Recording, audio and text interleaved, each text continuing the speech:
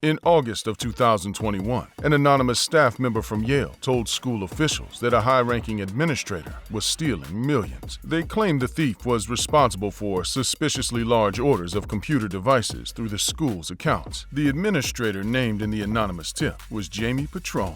Petrone was the director of finance and administration for the Department of Emergency Medicine at Yale. If you scrolled through her and her husband's Instagram, you'd think she was the CEO of a Fortune 500 company. His posts show off the couple's expensive possessions. Petrone's husband, Petrone-Codrington, particularly enjoyed showing off their collection of cars. The collection included a Dodge Charger, a red and black Land Rover SV, a black Escalade Premium, a red Mercedes-Benz convertible, and a white Mercedes G-Wagon. These expensive vehicles were often parked in one of Petrone's 3 homes, all in Connecticut, a state famous for its high-end real estate market. She also bought a $588,000 5-bed, 5-bath house in Lithia Springs, Georgia. When Petrone wasn't in one of her 4 expensive homes or driving her luxury cars, she walked around town in designer clothes. Her favorite brand? Louis Vuitton. Petrone owned a Louis V purse, which matched her $1,500 pair of Louis V ankle boots. She also had another Louis Vuitton bag worth $5,000. Codrington, Petrone's husband, bought diamond bracelets, necklaces, and expensive clothes like jerseys, sneakers, and sunglasses. Together, the couple went on lavish trips around the world. One photo on their Instagram showed them dining at Gucci Garden, a famous restaurant in Florence, Italy. Petrone also flaunted her wealth by hosting dinners and lunches for her family. An Instagram post shows Petrone posing with members of her extended family inside what looks like a very nice kitchen.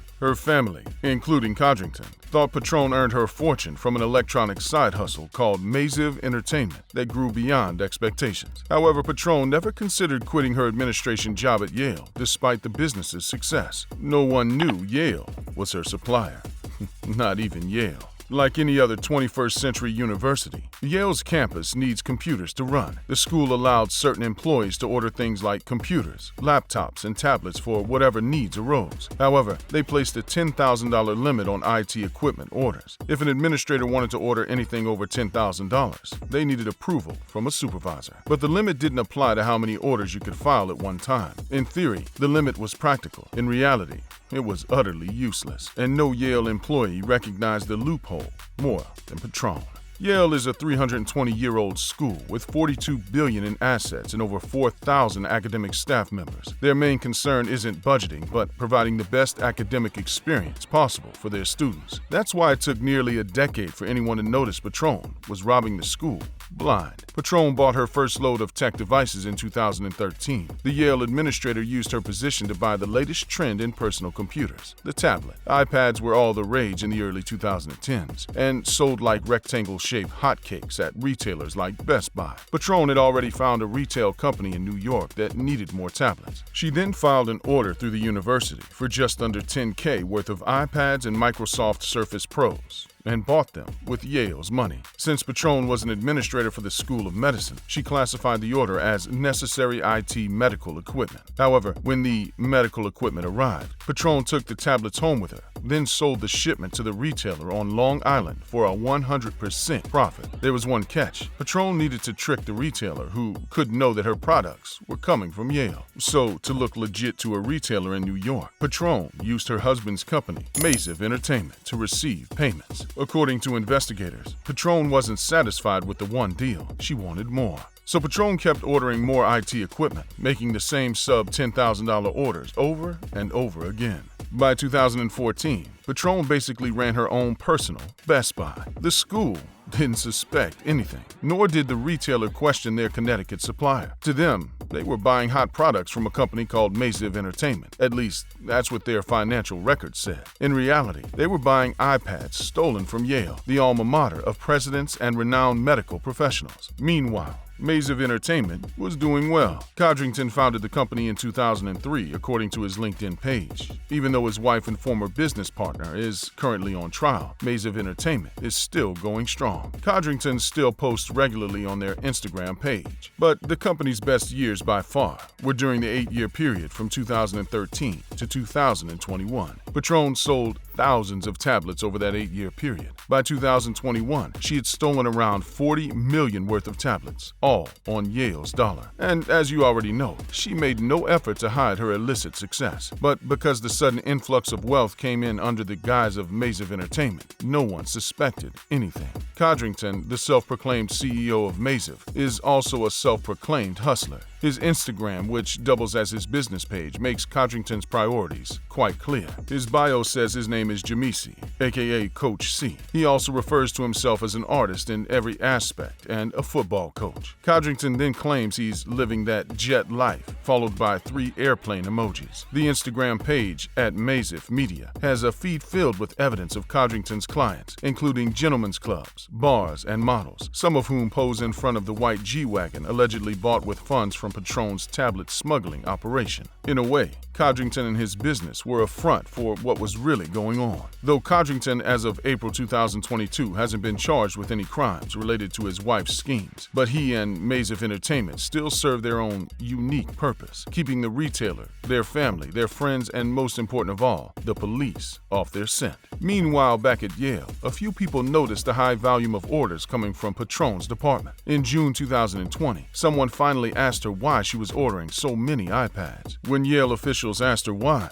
Petrone explained away the issue. She said her department needed a significant equipment upgrade. The Yale officials, preoccupied with bigger pandemic problems, accepted the simple explanation and moved on. Their aloofness allowed Petrone to continue her operation for 13 more months before the anonymous tip came in and brought the entire house down.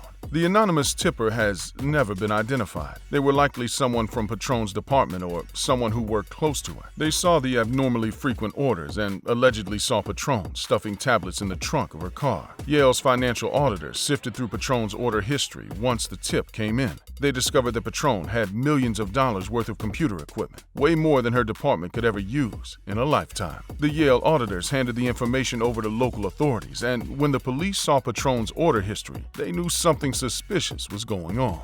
In 2021 alone, Petrone ordered an absurd amount of equipment. Records show that on May 26, 2021, Petrone told an employee to start filing an order for 100 Microsoft Surface Pros. Petrone said the tablets were for a new study, launching on Memorial Day weekend. Like the Yale officials, the employee didn't think much about it and divided a chunk of the massive order into 12 separate purchase orders for 8 tablets each. Each order was worth a little over $9,000, just enough to fly under the limit's radar. The employee filed the rest in 4 other purchase orders for $4,500 each. When Petrone got the shipment in, she turned around and sold the tablets for $71,000 to her buyer in Long Island. In addition to Petrone's order history, investigators also found shady-looking bank statements on her account. Petrone applied for a PayPal loan that year and used her smuggling capital as collateral. Investigators used the information from PayPal to obtain bank statements that displayed 4 months' worth of lavish spending. The statements and order history were enough for authorities to arrest Petrone in September. Prosecutors charged Petrone with wire fraud, mail fraud, and money laundering. All combined, Petrone faces a maximum sentence of 23 years behind bars. She pleaded guilty to all charges and was released on $1 million bail by a judge in New Haven, Connecticut. Petrone's plea agreement, the only reason she got out on bail, bled her dry. She forfeited her $560,000 in cash, though the money had already been seized from Maziv Entertainment's bank accounts, along with 6 of the many high-end cars she and Codrington owned. As for Petrone's 3 homes in Connecticut, she agreed to sell them and hand the proceeds over to Yale as restitution. Petrone agreed to sell her Georgia home, listing it for $580,000. Besides Yale, some of these proceeds and seizures went to the government. Petrone never reported any of her income to the IRS, which lost out on over $6 million in tax revenue. Petrone cooperated while awaiting her sentencing from the New Haven courts. No one's sure how many years she'll get, though one law expert doesn't think Petrone will get the max sentence. The expert, ironically, is from Yale. Kate Stith, a leading professor at Yale Law School, still thinks Petrone will receive a relatively long prison sentence due to the massive amount of money she stole. Stith bases her opinion on years of experience as a federal prosecutor in Manhattan. Nevertheless, since Petrone doesn't have a prior criminal offense, Professor Stith doesn't think she'll get 23 years. Regardless of Petrone's sentencing, both Yale and the government will probably never get all their money back, since Petrone spent some of her illicit gains on travel, food, and fashion items that immediately depreciate in value value after you buy them. There wasn't much money left to return. Now, the university can only look back and ask the all-important question: where were Yale's accountants from 2013 to 2021? A spokeswoman for Yale responded by announcing an investigation into their accounting department to identify and correct gaps in its internal finance controls. We know how Petrone stole 8 figures from one of the most prestigious universities in America. Perhaps one day we'll learn how it took them 8 years to notice. Click to watch one of these next videos and let us know in the comment section whether or not you think going to college is worth the money today.